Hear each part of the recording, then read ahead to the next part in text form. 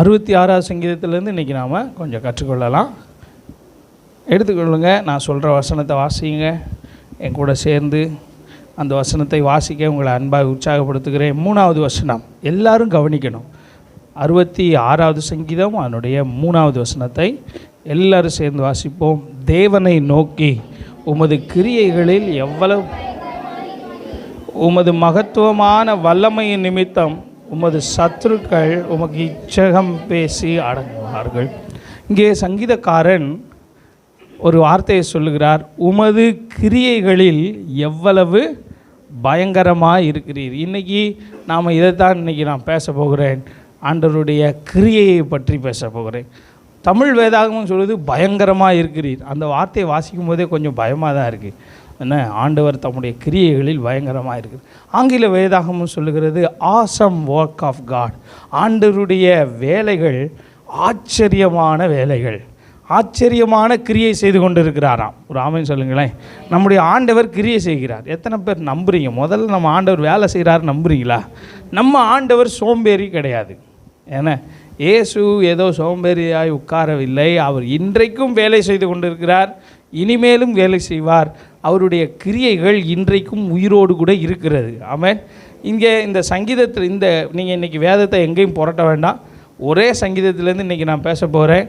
இந்த சங்கீதத்தில் சங்கீதக்காரன் 3 கூட்டங்களை பார்த்து பேசுகிறார். முதல் வசனத்தை பாருங்களேன். பூமியின் குடிகளே. முதல்ல அவர் பார்த்து பேசுகிற கூட்டம் யார் என்றால் முழு உலகத்தில் இருக்கிற எல்லா ஜனங்களை பார்த்து சொல்லுகிறார். பூமியின் குடிகளே, நீங்கள் எல்லாரும் தேவனுக்கு முன்பாக கம்பீரமாய் பாடுங்கள். நீங்கள் ஆண்டவருக்கு முன்பாக நல்ல சத்தமாய் பாடுங்கள். Make a joyful noise. பூமியின் குடிகள் எல்லாருக்கும் ஒரு அழைப்பு கொடுக்குறார். எல்லாருக்கும் ஒரு அழைப்பு கொடுக்குறார். நீங்கள் எல்லாம் பாட்டு பாடலாமே அப்படின்னு சொல்லி. அடுத்து நீங்கள் பார்த்தீங்கன்னா அடுத்து இந்த சங்கீதத்தில் இன்னொரு ஆட்களை பார்த்து சொல்கிறாரு. 8வது வசனத்தை பார்த்தீங்கன்னா ஜனங்களே நம்முடைய தேவனை ஸ்தோத்தரித்து அவரை துதிக்கும் சத்தத்தை. 2வது அவர் நம்முடைய ஜனங்களை பார்த்து பேசுகிறார். முதல்ல பேசுகிறாரு பூமியில் இருக்கிற எல்லாரையும் பார்த்து பேசுகிறார்.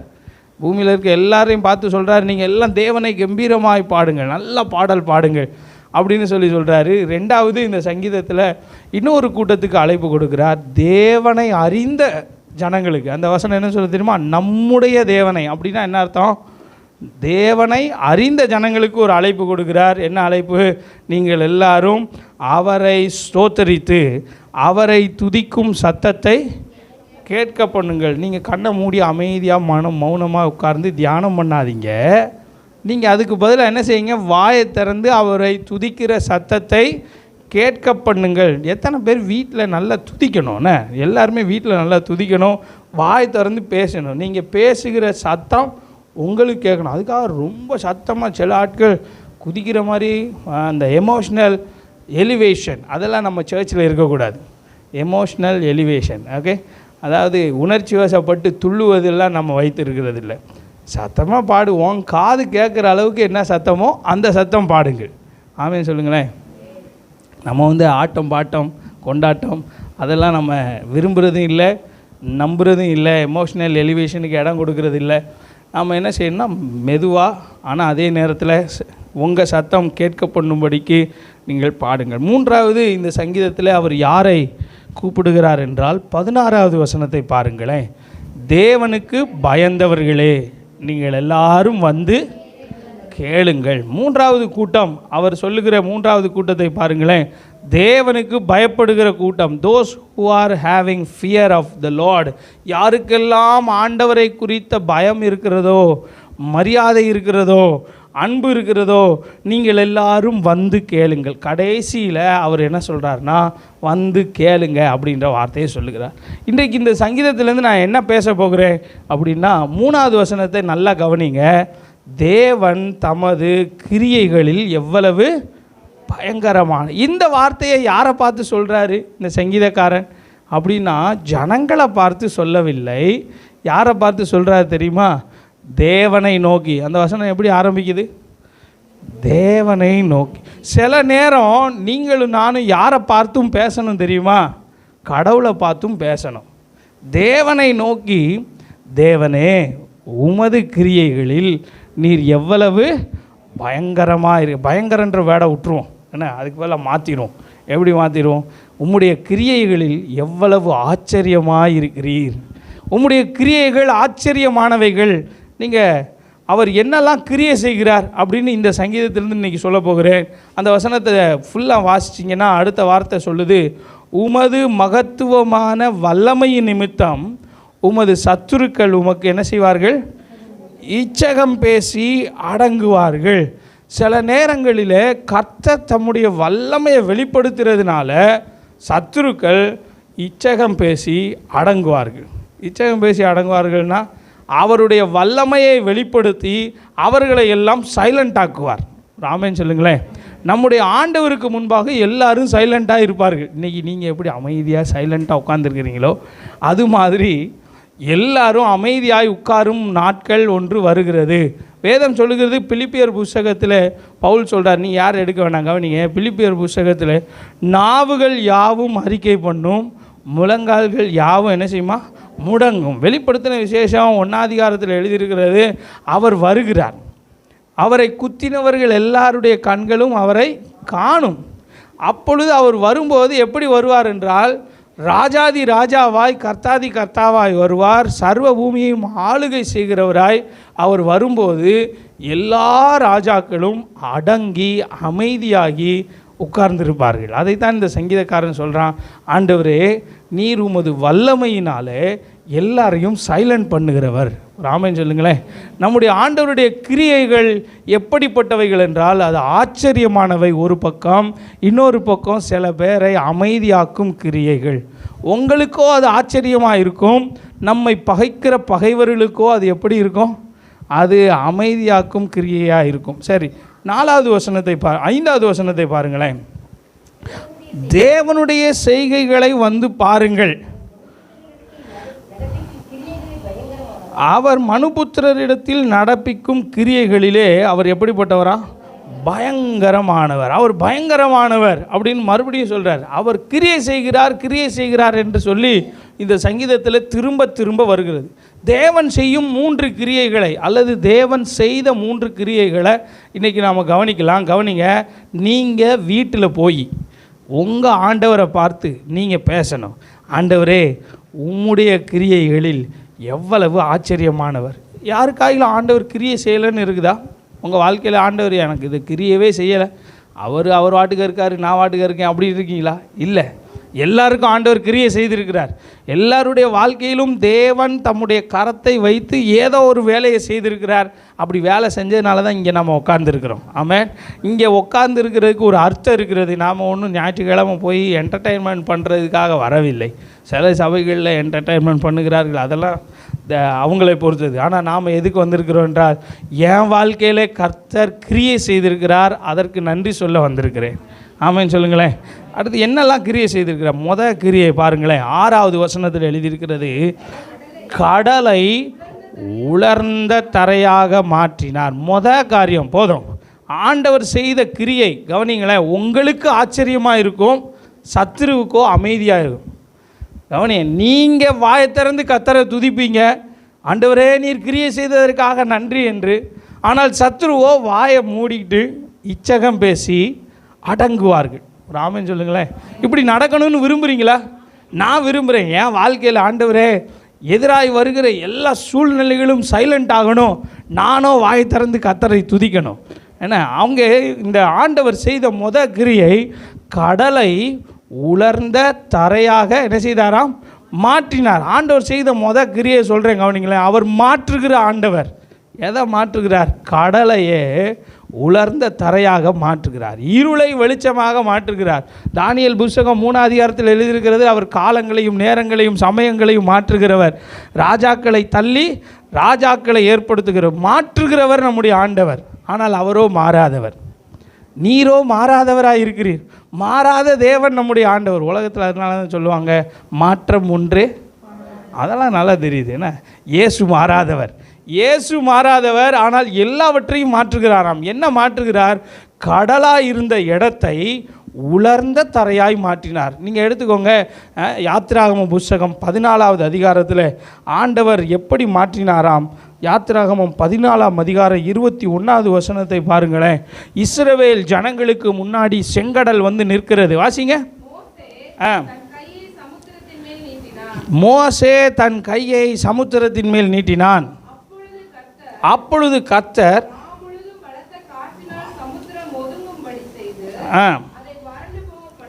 அதை வறண்டு போக பண்ணினார். கர்த்தர் முழுவதும் அந்த சமுத்திரத்தின் மேலே காற்றை வீச பண்ணி அதை வறண்டு போக பண்ணினார். நன்றாக கவனிங்கள், நான் சொல்லுகிற காரியத்தை.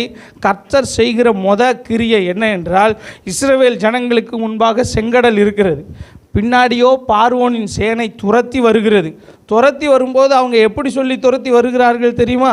நீங்கள் 14வது அதிகாரத்தை பார்த்தீங்கன்னா 3வது வசனத்தில் எழுதியிருக்கிறது. யாத்திராகமம் புத்தகம் 14:3. அப்பொழுது பார்வோன் இஸ்ரவேல் புத்திரரை குறித்து, அவர்கள் தேசத்திலே திகைத்து திரிகிறார்கள், வனாந்தரம் அவர்களை அடைத்து போட்டது என்று சொல்லுவான். நான் பின்னாடியே போய் அவங்கள பிடிச்சிட்டு வந்துடுவேன். கவனிங்களேன், உங்களையும் என்னையும் பார்த்து சத்துரு என்ன சொல்லுவான்னா, வழி தெரியலை, மாட்டிக்கிட்டான், வனாந்தரத்தில் திகைத்து திரிகிறான், செங்கடல் முன்பாக இருக்கிறது, எங்கும் போக வழி இல்லை, நான் ஒன்று செய்கிறேன், என் தேசத்தில் இருக்கிற பிரதானமான ரதங்கள் எல்லா ரதங்களையும் கூட்டி அந்த ஜனங்களை போய் கேட்ச் பண்ணுறதுக்காக போய் கொண்டிருக்கிறான்.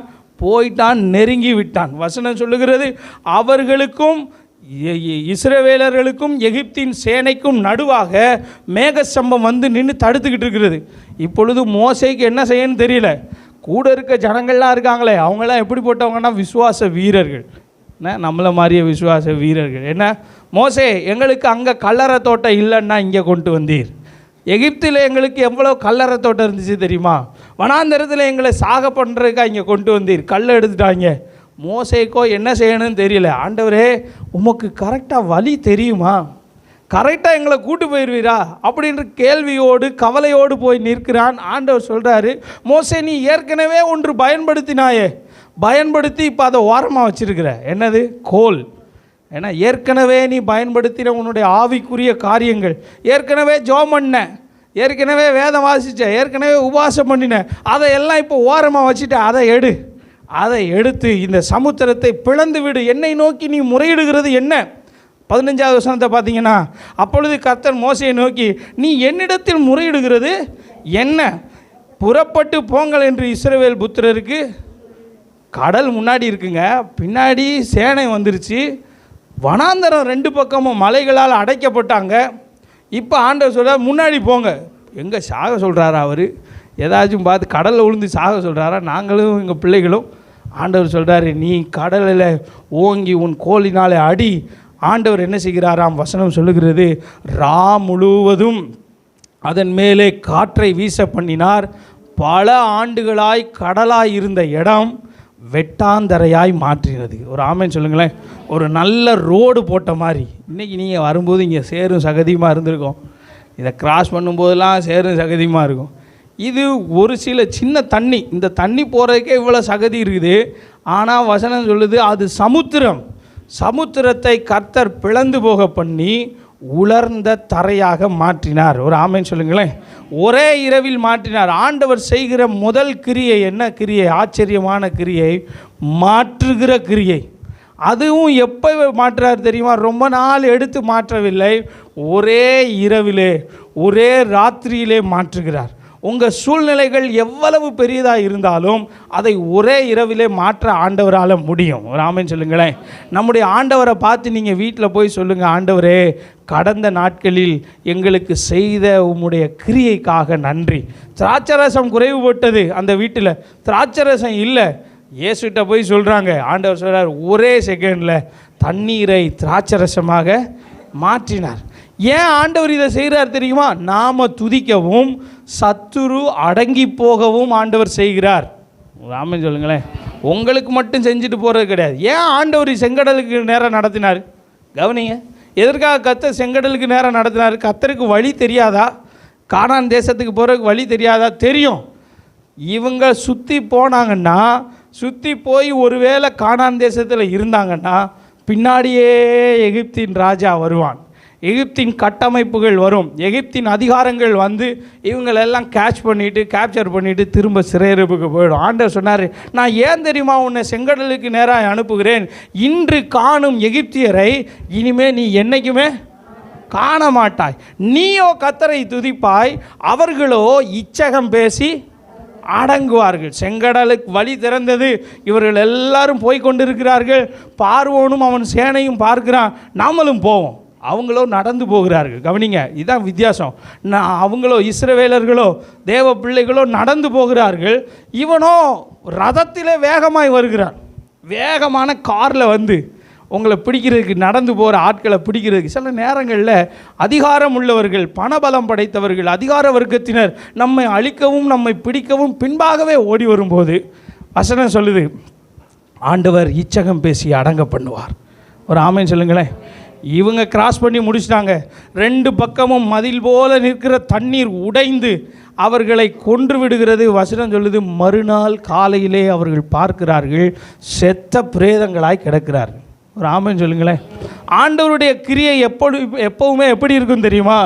உங்களையோ துதிக்க வைக்கும், சத்துருவையோ சைலண்ட் ஆகும். நீங்கள் வீட்டில் போய் சொல்லிக்கிட்டே இருக்கணும், ஆண்டவரே சத்துருவை சைலண்ட் ஆக்குங்க, சத்துருவை சைலண்ட். நீங்கள் ஒன்றும் செய்ய வேண்டாம், கர்த்தரே செய்வார். ஒரு ஆமென் சொல்லுங்களேன். 21வது வசனம் சொல்லுகிறது, மோசே தன் கையை சமுத்திரத்தின் மேல் நீட்டினான், அப்பொழுது முழுவதும் பலத்த கீழ்காற்று வீசி சமுத்திரம் ஒதுங்கும்படி செய்தார், அதை வறண்டு போக பண்ணினார், ஜலம் பிளந்து பிரிந்து போயிற்று, வலது இடதுபுறம் அப்படியே மதில் போல் நிற்கிறது, தண்ணியெல்லாம் அப்படியே ஃப்ரீஸ் ஆகி ஐஸ் ஆகி நிற்கிது 2 பக்கமும். நான் நம்புகிறேன் அவர்கள் ராஜ மார்க்கமாய் நடந்து போயிருப்பார்கள். இதுவரைக்கும் யாரும் நடந்து போகாத பாதை, இனிமேலும் யாரும் நடக்க முடியாத பாதை, அப்படிப்பட்ட பாதையில் கர்த்தர் நடத்தினார். இப்போ சங்கீதக்காரன் சொல்கிறான், தேவனை நோக்கி, தேவனை பார்த்து, ஆண்டவரே ஹவ் ஆசம் யூ ஆர், உங்கள் கிரியை எவ்வளவு ஆச்சரியமானது. ஒரு ஆமென் சொல்லுங்களேன். உங்கள் வாழ்க்கையிலும் என் வாழ்க்கையிலும் கடந்த நாட்களில் ஆண்டவர் இதைத்தான் செய்தார். செங்கடலிலே நாம் மாட்டிக்கொண்டோம் என்று நினைத்த போது சத்ருவும் அப்படி தான் நினைச்சான், மாட்டிக்கிட்டாங்க, அவ்வளோதான், வழி தெரியல, முடிஞ்சு கதை, பின்னாடியே போய் கேப்சர் பண்ணிடுவோம்னு நினைச்சப்போ ஆண்டவர் என்ன செய்தார் என்றால் வாசலை திறந்தார், செங்கடலை திறந்தார். இன்றைக்கு நாம் துதிக்கிறோம் என்றால் காரணம் கர்த்தர் கிரியை செய்தார். ஒருவேளை உங்கள் வாழ்க்கையில் இன்னும் ஆண்டவர் கிரியை செய்யலையா, எதிர்பாருங்கள், ஆண்டவரே நான் துதிக்கவும் என் சூழ்நிலைகள் அமைதியாகவும் நீர் கிரியை செய்யும் ஆண்டவரே. ஒருவேளை உங்கள் வியாதி இப்போ சத்தம் போட்டு கொண்டு இருக்கலாம், உங்கள் வியாதி பார்வோனை போல், நான் பின்னாடியே வருவேன், எத்தனை ஸ்டேஜ் நீ தாண்டி போனாலும் அத்தனை ஸ்டேஜ் நான் பின்னாடி வருவேன். ஆண்டவர் அதை அமைதியாக்க முடியும். உங்கள் கடன் பிரச்சனை உங்களை நோக்கி சத்தம் போட்டு கொண்டே வரலாம், ஆர்ப்பரித்து கொண்டே வரலாம், ஆனால் வசனம் சொல்லுகிறது ஆண்டவர் நம்மை விடுதலையாக்குவார். 15 அதிகாரத்தை நீங்கள் பார்த்தீங்கன்னா யாத்திராகம புஸ்தகத்தில் மோசே, இஸ்ரவேல் புத்திரர், மீரியாம், ஆரோன் எல்லாரும் கர்த்தரை பாடுகிறார்கள், துதிக்கிறார்கள். ஆனால் பார்வோனும் அவன் சேனையும் செத்து கிடக்கிறார்கள். ஒரு ஆமென் சொல்லுங்களேன். நம்ம ஆண்டவருடைய கிரியை எப்பொழுதுமே எப்படிப்பட்ட கிரியை என்றால் நம்மை துதிக்க வைக்கும் கிரியை. 2வது ஆண்டவருடைய கிரியை 66வது சங்கீதத்துக்கு வருவோம். 66வது சங்கீதத்தில் எழுதியிருக்கிறது, அந்த வசனத்தில் என்ன போட்டிருக்குன்னா, 6வது வசனத்தில் கடலை உலர்ந்த தரையாக மாற்றினார், அடுத்து ஆற்றை கால்நடையாக கடந்தார்கள். கவனிங்க, இது எங்கே நடந்துச்சு? யோர்தானில் நடந்துச்சு. கவனிக்கிறீங்களா எல்லாரும்? நான் நம்புகிறேன், நீங்கள் எல்லாம் கவனிக்கிறீங்கன்னு நம்புகிறேன். ஃபேன் வேணான்னா அமர்த்திக்கோங்க, சரியா? ஒரு மாதிரி இருக்குன்னா, முதல்ல கடல் வந்த சூழ்நிலையிலே மோசே இருந்தார், கடலில் மோசே இருந்தார், மோசையுடைய கோல் இருந்தது, கர்த்தர் கிரியை செய்தார். இப்போ யோர்தானுக்கு வந்து விட்டார்கள். யோர்தானுக்கு வந்த சமயத்தில் மோசே செத்து போயிட்டார். மோசையோட கோல் எங்கே இருக்குதுன்னு தெரியல. இப்போ யோசுவா தான் லீடர்ஷிப்பில் இருக்கிறார். யோசுவா புஸ்தகத்தை நீங்கள் எடுத்துக்கிட்டிங்கன்னா தெரியும். யோசுவா 3 அதிகாரம் 14வது வசனத்தில் எழுதியிருக்கிறது. வாசிங்க, யோசுவா 3:14, வேகமாக வாசிப்போம். ஜனங்கள் கவனிங்க, இது கடக்க வேண்டிய பாதை, இதை நீங்கள் செஞ்சு தான் ஆகணும். கவனிங்க, சில வேலைகள் உங்களுக்கு இருக்கும், அந்த வேலைகளை நீங்கள் செய்து தான் ஆக வேண்டும். அதை கிராஸ் பண்ணாமல் நீங்கள் அடுத்த நிலைமைக்கு போக முடியாது. ஆண்டவர் சொல்லிட்டாரு, உன் கூடாரங்களெல்லாம் பெயர்த்துரு, நீ கூடாரத்தில் ரொம்ப கம்ஃபர்ட்டாக இருக்க, இப்போ நான் என்ன சொல்கிறேன், உன் கூடாரத்தெல்லாம் பிரிச்சிரு, வீட்டை பிரிச்சிரு, இப்போ நீ பெட்டி படுக்கையெல்லாம் எடுத்துகிட்டு போ. எங்கே ஆண்டவரே? யோர்தானுக்கு போ. ஆனால் இந்த யோர்தான் எப்படி ஓடுது தெரியுமா? எப்போவுமே சைலண்ட்டாக ஓடுற யோர்தான் அப்பொழுது பிரவாகித்து ஓடுகிறது. அந்த வசனம் சொல்லுது, யோர்தான் அறுப்பு காலம் முழுவதும் என்ன செய்தான்? பிரவாகித்து கரை புரண்டு ஓடுகிறது. கவனிங்க, அப்போ வரைக்கும் ஓடின அமைதியாக ஓடின தண்ணி இப்போ இவங்க வரும்போது வெள்ளம் கரை புரண்டு ஓடுது. நீங்கள் 2ஆம் அதிகாரம் 3ஆம் அதிகாரத்திலலாம் பார்த்தீங்கன்னா பயங்கரமாக ஓடுது தண்ணி. இவங்களால் கிராஸ் பண்ண முடியலை. கிராஸ் பண்ணணுன்னா இப்போ மோசே இருக்கணும். மோசே இல்லை, மோசையுடைய கோலும் இல்லை. சில நேரம் நீங்கள் மாட்டிக்கிடுவீங்க. பாஸ் இருந்தார், இன்றைக்கி பார்த்து எங்கேயோ வெளியூர் போயிட்டார், ஒழுங்காக உட்காந்து ஜோம் பண்ணுவார்னு பார்த்தா எங்களுக்கு எங்கே போனாருன்னு தெரியலையே அப்படின்னு சொல்லி நீங்கள் நினைக்கிற ஆட்கள் இல்லாமல் இருக்கலாம். ஜெபம் என்கிறது உங்களுக்கு உதவி செய்யாமல் இருக்கலாம். ஆனால் ஆண்டவர் யோசுவாட்ட சொன்னார், யோசுவா, மோசே இல்லை, மோசையினுடைய கோலும் இல்லை, நான் உன்னை பயன்படுத்துவேன்னு நினைக்கிறியா? உன்னையும் இப்போ நான் பயன்படுத்த போகிறதில்லை. நான் யாரை பயன்படுத்துவேன் தெரியுமா? ஆசாரியர்களை பயன்படுத்த போகிறேன். நேம் இல்லாத அன்னேமுடு ப்ரீஸ்ட் அவங்களெல்லாம் கூப்பிடு. அவங்க எல்லாம் கூப்பிட்டார்கள். கர்த்தருடைய பெட்டியை சுமக்கிற ஆசாரியர்களின் கால்கள் பட்ட மாத்திரத்திலே 3:15 பாருங்கள். யோர்தான் அறுப்பு காலம் முழுவதும் 3 மாதம் இன்னும் கரை புரண்டு ஓட போகுது. நீ என்ன செய்யணும்னு தெரிய போகல. ஆனால் நான் உனக்கு சொல்லுகிறேன், பெட்டியை சுமக்கிற ஆசாரியர்களின் கால்கள் தண்ணீரின் ஓரத்தில் பட்டவுடனே, இங்கே கவனிங்க, ஆண்டவருடைய கிரியையை சொல்லுகிறேன், கவனிங்களேன். தண்ணீரின் ஓரத்திலே வந்து கால் வச்ச உடனே அடுத்த வார்த்தை தான் ஆச்சரியமான வார்த்தை. மேலே இருந்து ஓடி வருகிற தண்ணீர். 16 கவனிங்க. மேலே இருந்து ஓடி வருகிற தண்ணீர் நின்று, முதல்ல என்ன செய்யுது? ஏங்க, மேலே இருந்து வந்தால், மேட்டு பகுதியிலேருந்து வந்தால் தண்ணி வரணுமா நிற்கணுமா? கிராவிட்டி என்ன சொல்லுதுன்னா அது வரும். என்ன சார் ஐசக் நியூட்டன் என்ன சொல்கிறாரு? மேலே போட்ட எந்த பொருளும் தாழ்வான பகுதியை நோக்கி ஓடி வரும்.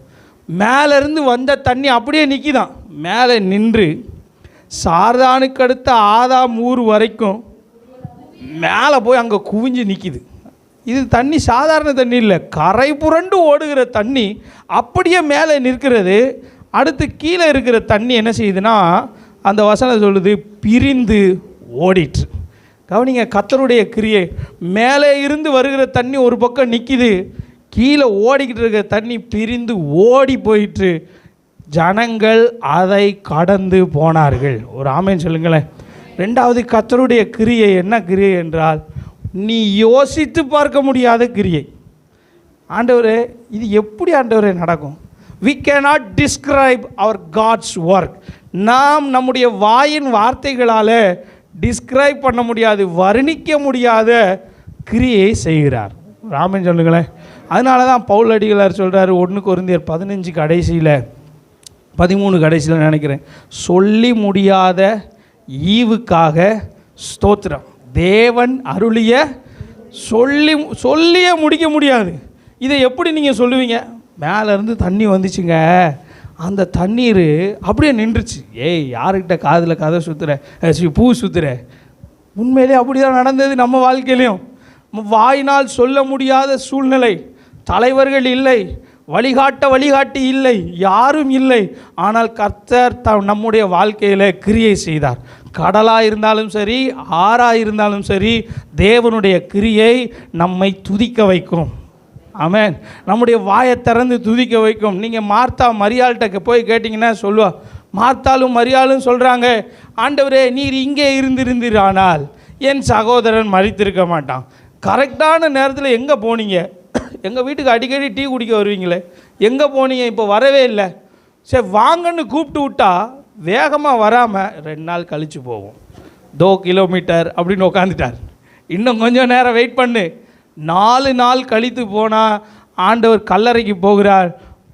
பின்னாடியே ஓடி வந்து சொல்கிறார், ஆண்டவர் சொல்கிறார், இதை கல்லை புரட்டுங்க, கல்லறையை தரங்க அப்படின்னு சொன்னால் நாருமே உண்மைதான். நாரும் 24 மணி நேரத்தில் செத்துப்போன டெட் பாடியிலேருந்து வாடை வர ஆரம்பிக்கும், டீகம்போஸ் ஆகும், உடல் சிதைய ஆரம்பிக்கும். சொல்லுமா என்ன நர்சம்மா? என்ன உடல் சிதைய ஆரம்பிக்கும்.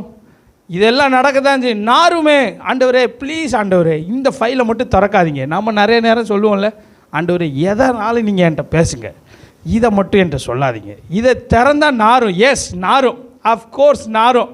ஆனால் ஆண்டவர் சொல்கிறாரு நாராது, மகிமையாய் வெளிவரும். ஒரு ஆமென்னு சொல்லுங்களேன். கல்லறையை திறக்கிறாங்க. இப்போ கவனிங்க, இப்போ விஏஓ போலீஸு எல்லாம் வந்துருச்சுன்னு வச்சுக்கோங்க.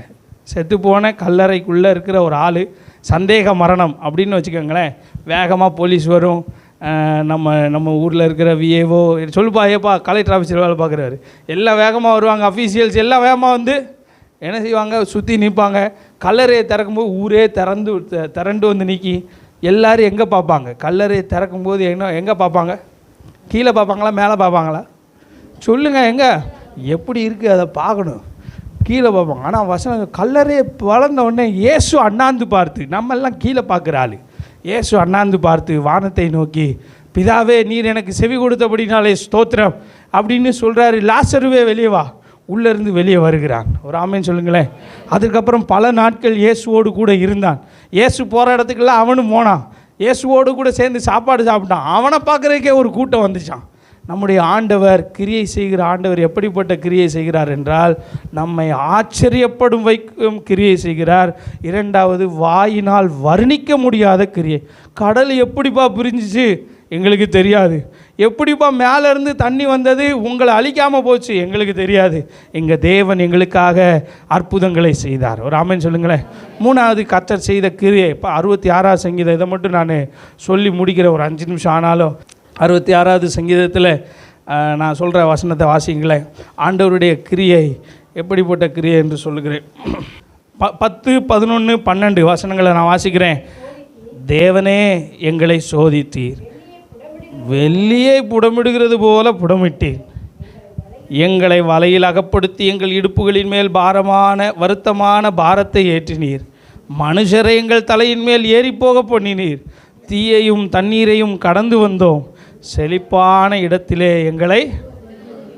கடைசி ஆண்டவர் செய்கிற ஒரு கிரியை என்ன கிரியை என்றால், செழிப்பான இடத்திலே கொண்டு வந்து விடுகிறார். ஆமென் சொல்லுங்களேன். செழிப்புள்ள இடங்களிலே நம்மை கொண்டு போய் விடுகிறார். இந்த சங்கீதக்காரன் மனுஷங்களெல்லாம் பார்த்து பேசினவன் அந்த சங்கீதத்தில் ஆண்டவரை பார்த்து சொல்கிறான், ஆண்டவரே உம்முடைய கிரியை எவ்வளவு ஆச்சரியமானது. கடலை மாற்றினீர், ஆற்றை கால்நடையாய் நாங்கள் கடந்தோம், களி கூர்ந்தோம். ஆனால் வெளியே கடந்து வந்த உடனே எங்களை என்ன செஞ்சிட்டீர், வெள்ளியை புடமிடுகிறது போல புடமிட்டீர். வெள்ளியை எப்படி புடமிடுவார்கள்? அக்னியிலே புடமிடுவார்கள். ஏன்னா வெள்ளியை எதில் புடமிடுவாங்க? அக்னியில். அப்படியே லிக்யூடாக இருக்கிற வெள்ளியை ஊற்றி அக்னியில் வச்சு, வசனம் சொல்லுது 7 தரம் புடமிடுவார்களாம். 12ஆம் சங்கீதம் சொல்லுது, வெள்ளியை 7 தரம் புடமிடுவது போல திரும்ப திரும்ப திரும்ப திரும்ப கர்த்தர் நம்மளை சூடாகும் போதெல்லாம், என்ன ஆண்டவரே கைவிட்டீர். ஆண்டவர் சொன்னார் பேதுருவை பார்த்து, பேதுருவே உன்னை பிசாசு சுலகினாலே புடைக்கிறதற்கு என்ன கேட்டான்? அனுமதி கேட்டான். சுலகில் இப்படி புடைக்கும் போது கோதுமை அப்படியே பறக்கும் பாருங்க. ஐயோயோ கையை விட்டார் என்னைய ஒழுங்காக சேஃபாக நான் வீட்டுக்குள்ளே இருந்தேனே, கம்ஃபர்ட் ஜோனில் இருந்தேனே, என்ன ஆண்டவரே பண்ணீர்.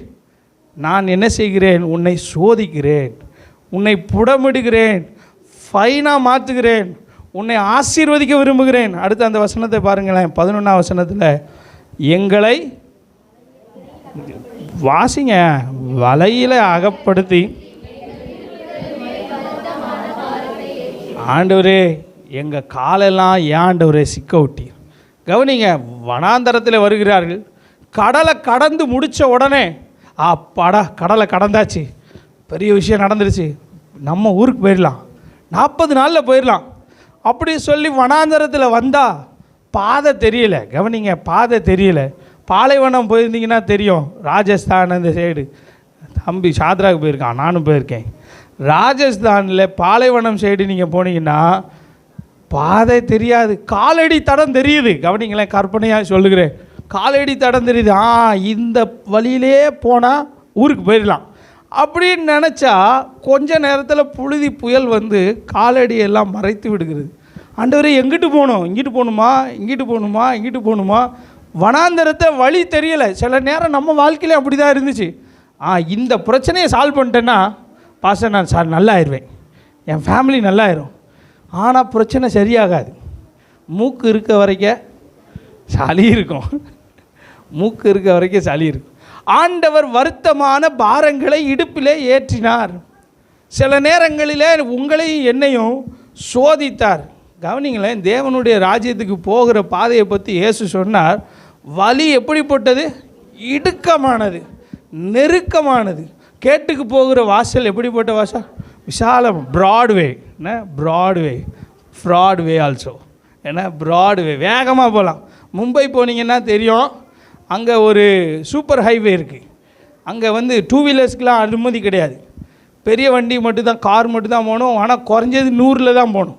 அதில் எழுதியிருப்பாங்க, நீ 100க்கு குறைஞ்சினா ஆக்சிடெண்ட்டு, 100க்கு மேலே போனாலும் ஆக்சிடெண்ட்டு. வண்டி பறக்கும். ஆண்டவர் சொல்கிறாரு, கேட்டுக்கு போகிற வாசல் வழி விசாலம், ஆனால் தேவனுடைய ராஜ்யத்துக்கு போகிற வாசலோ குறுகலானது, நெருக்கம், பாடு, பிரச்சனை. என்ன ஆண்டவர் இதெல்லாம் செய்கிறீர்? இந்த ஆண்டவர் எனக்கு தேவையா அப்படின்னு நினைக்காதீங்க. அவர் உங்களோடு கூட இருக்கிறார். ஒரு ஆமென் சொல்லுங்களேன். சோதிக்கப்படுகிறவர்களுக்கு சோதனையோடு கூட அதற்கு தப்பித்துக்கொள்ளும் வழியை உண்டாக்குவார். சோதிக்கப்படுகிறவர்களுக்கு உதவி செய்ய அவர் வல்லவராக இருக்கிறார். இதெல்லாம் செஞ்சுட்டு ஆண்டவர் சொல்கிறார், மனுஷரை எங்கள் தலையின் மேல். ஆண்டவரை பார்த்து இப்படி என்னைக்காச்சும் பேசியிருக்கீங்களா? நீங்கள் வீட்டில் போய் பேசுங்க. ஆண்டவரே, மனுஷரை இந்த பயெல்லாம் என்னைய பேசிட்டான் ஆண்டவரே, என்ன இவெல்லாம் என்னைய பேசுகிற அளவுக்கு வந்துருச்சு ஆண்டவரே. அவனுக்கும் நமக்கும் ஏணி வைத்தாலும் எட்டாது. வேணா அவன் பணத்துலேயும் புகழில் வேணால் பெரிய ஆளாக இருக்கலாம், ஆனால் தேவனுடைய பார்வையில் அவன் சின்ன. ஆனால் அவன்லாம் ஏறி போகிறான். தாவீதை கேட்டால் தாவீது சொல்லுவான். சீமேயின்னு ஒருத்தர் இருந்தான். தாவீதை பார்த்து சொல்கிறான், நீ பேலியாளின் மகனே, நாசமாக போ, தொலைந்து போ, அப்படி மண் வாரி தூர்த்துனான். இவன் யார்? ராஜா. ராஜாவை பார்த்து ஒருத்தன் பேசும்போது ராஜாவுக்கு கூட இருக்கவன் சொல்கிறான், ராஜாவே, இந்த செத்த நாயை ஒரே குத்தில் நான் குத்தி கொலை பண்ணட்டா? அவன் தாவீது சொல்கிறான், அவன் பேசுவதற்கு ஆண்டவர் என்ன செய்தார்? அனுமதி தந்தார். சில நேரங்களில் மனிதர்கள் நம் தலையின் மேலே ஏறி போக பண்ணினார். ஆண்டவரே, இந்த சத்துருவெல்லாம் அமைதியாக்க மாட்டீரா? இவனை அமைதியாக்க மாட்டீரா? இவனை அமைதியாக்க மாட்டீரான்னு கேட்போம். ஆண்டவர் நம்மை அந்த பாதையிலே வழி நடத்தும் போது அவர் பின்னாடி அமைதியாக போங்க, தேவனுடைய சித்தம் மட்டும் நிறைவேறட்டுன்னு நினைங்க. இயேசுவை பார்த்து நிறைய பேர் பேசினார்கள். அந்த போர் சேவர்கள் எல்லாம் என்ன சொன்னாங்களாம்? அவரை தலையிலே குட்டி, கன்னத்தில் அறைந்து, கண்களை கட்டி, உம்மை அறைந்தவன் யார் சொல்லு, நீ தான் ஞான திருஷ்டியில் சொல்லுவீர்ல, நிறைய பேர் கண்ணு கொடுத்தீர்ல, உமக்கு தான் தெரியும்ல. ஆண்டவர் அமைதியாக இருந்தார். ஏன் அமைதியாக இருந்தார் தெரியுமா? தேவனுடைய சித்தம் நிறைவேற வேண்டும். ஒரு ஆமென் சொல்லுங்களேன். தேவனுடைய சித்தம் நிறைவேறுவதற்கு நீங்கள் போகிற பாதை நெருக்கமாக இருந்தால் அமைதியாக இருங்கள். தீயையும் தண்ணீரையும் கடந்து வந்தோம், செழிப்பான இடத்திலே எங்களை. ஆனால் ஒன்று மட்டும் நிச்சயங்க, ஆண்டவர் செழிப்பான இடத்திற்கு கொண்டு போவார். உங்களுக்கு கர்த்தர் இருக்கிற இடத்துல ஆண்டவர் உங்களை வைத்திருப்பார். செழிப்பான இடம்னா நீங்கள் நினைக்காதீங்க பணம் புகழ் அது மட்டும் அல்ல. ஆண்டவர் எந்த இடத்துல இருக்கிறாரோ அதுதான் செழிப்பு. வேதம் சொல்லுது, நான் எங்கேயோ அங்கே என் ஊழியக்காரனும் இருப்பான். நீங்கள் அவமானத்தின் பாதையில் போகிறீங்களா? நிந்தையான பாதையில் போகிறீங்களா? தனிமையின் பாதையில் போகிறீங்களா? உங்கள் மாஸ்டர் ஏற்கனவே அந்த பாதையில் போயிட்டார். உங்கள் தேவன், உங்கள் இயேசு அந்த பாதையில் ஏற்கனவே போயிருக்கிறார். அவரையும் அவமானப்படுத்தினார்கள், அவருக்கு விரோதமாக பொய் சாட்சி எழுப்பினார்கள், அவரையும் தனிமைப்படுத்தினார்கள். எல்லாரும் கூட இருந்தான். 12 பேர் இந்த அப்படி இயேசுவை அப்படி சொன்ன உடனே 12 பேரும் விட்டுட்டு போயிட்டான். ஒருத்தன் ட்ரெஸ்ஸே இல்லாமல் போயிட்டான், ஷர்ட்டை கலட்டிட்டு ட்ரெஸ் எல்லாம் விட்டுட்டு ஓடிட்டான். இயேசு தனிமையாக இருந்தார். சிலுவையில் தொங்கி கொண்டிருக்கும்போது தேவனை பார்த்து சொல்கிறார், தேவனே ஏன் என்னை. நீங்கள் கைவிடப்பட்ட பாதையில் இருக்கிறீங்களா? உங்கள் இயேசு அதே கைவிடப்பட்ட நிலைமையை அனுபவிச்சிருக்கிறார். அந்த வலி என்னன்னு அவருக்கு தெரியும். எனக்கு வேணால் தெரியாமல் இருக்கலாம், உங்கள் நண்பர்களுக்கு வேணால் தெரியாமல் இருக்கலாம். அந்த வலி என்னன்னு ஆண்டவருக்கு தெரியும். துரோகங்களை அனுபவிக்கிறீங்களா? அந்த வலி இயேசுவுக்கு தெரியும். ஆனால் ஒன்று மட்டும் நிச்சயமாய் சொல்லுகிறேன், செழிப்பான இடத்திலே நம்மை கொண்டு விடுவார். ஆமென் சொல்லுங்களேன். அவரால் செய்ய முடியாத காரியம் ஒன்றுமில்லை. யோபு சொல்லுகிறான், தேவரீர் சகலத்தையும் செய்ய வல்லவர், நீர் செய்ய நினைத்தது தடைபடாது என்பதை தெரிந்திருக்கிறேன், அறிந்திருக்கிறேன். பாருங்க, அவன் போன பாதையில் யாருமே அவன் கூட இல்லை. அவன் மனைவி கூட அவனோடு கூட இல்லை. அவனுடைய சொந்த முயற்சி கூட தோற்று போய்விட்டது. ஆண்டவரே, நான் என்ன நம்பலை ஆண்டவரே. சில நேரங்களில் உங்களோடு கூட இருக்கிறவங்களும் உங்களை நம்ப மாட்டாங்க, உங்கள் சொந்தக்காரங்களும் நம்ப மாட்டாங்க. ஒரு ஸ்டேஜ் வரும், என்ன ஸ்டேஜ் தெரியுமா? நீங்களே உங்களை நம்ப மாட்டீங்க. என்னால் இது முடியுமா? அவ்வளோதான், என் வாழ்க்கை முடிஞ்சு. அப்போது கர்த்தர் வருவார். அவர் பேர் எல்ஷடாய். ஒரு ஆமென் சொல்லுங்களேன். அவர் யார் என்றால் சர்வ வல்லமை உள்ள தேவன். நீங்கள் எப்போ உங்கள் பலனை இழக்கிறீர்களோ அந்த நேரத்தில் சர்வ வல்லமை உள்ள தேவன் வந்து வெளிப்படுவார். அவர் அற்புதம் செய்வார். செழிப்பான இடத்திலே எங்களை கொண்டு வந்து விட்டி, தேவனே உமது கிரியை எவ்வளவு பயங்கரமானது. நீங்கள் வீட்டில் போய் இன்றைக்கி சொல்லணும், ஆண்டவரே உங்கள் கிரியை எவ்வளவு பயங்கரமாக. மனுஷனை பார்த்து பேசுகிற நேரத்தை விட நீங்கள் தேவனை பார்த்து பேச ஆரம்பிங்கள். ஆண்டவர் உங்களை நல்லா துதிக்க வைப்பாராக. நான் விசுவாசிக்கிறேன், நம்புகிறேன். உங்கள் சூழ்நிலையிலும் வாயினால் வர்ணிக்க முடியாத அற்புதங்களை செய்வாராக. கடைசியாக செழிப்பான இடத்துல, நன்மை உள்ள இடத்துல, இயேசு இருக்கிற இடத்துல உங்களை வைத்திருப்பாராக. கண்களை மூடி அப்படியே ஜெபம் பண்ணுவோம். எல்லோரும் உட்கார்ந்துருக்கிற இடத்துல கண்களை மூடி தேவனை நோக்கி, தேவனே உமது கிரியையில் எவ்வளவு பயங்கரமாக இருக்கிறீர்.